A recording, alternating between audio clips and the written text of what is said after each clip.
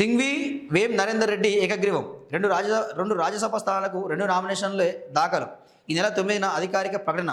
కాంగ్రెస్ అభ్యర్థుల నామినేషన్లకు తరలివచ్చిన సీఎం, మంత్రులు, PCC chief. Nomination దాఖలు చేస్తున్న సింఘ్వి, వేం నరేందర్ రెడ్డి పక్కన CM Revanth, PCC chief Mahesh Goud తదితరులు అంటూ చూస్తున్నాం.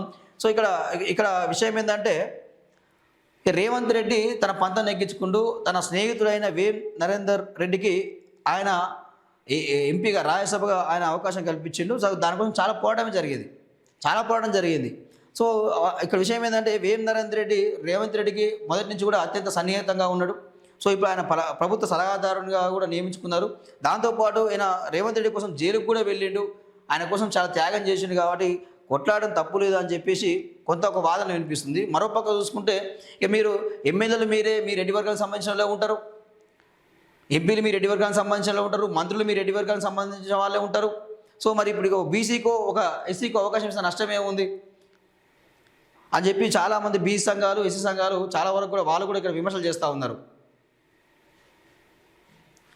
రాష్ట్రం నుంచి ఖాళీ అయిన 2 రాజ్యసభ స్థానాలకు కాంగ్రెస్ అభ్యర్థులు అభిషేక్ మను సింఘ్వి, వేం నరేందర్ రెడ్డి ఏకగ్రీవం అయ్యారు.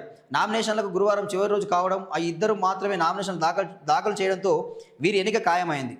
రిటర్నింగ్ ఆఫీసర్ అధికారికంగా ప్రకటించడమే మిగిలి ఉంది.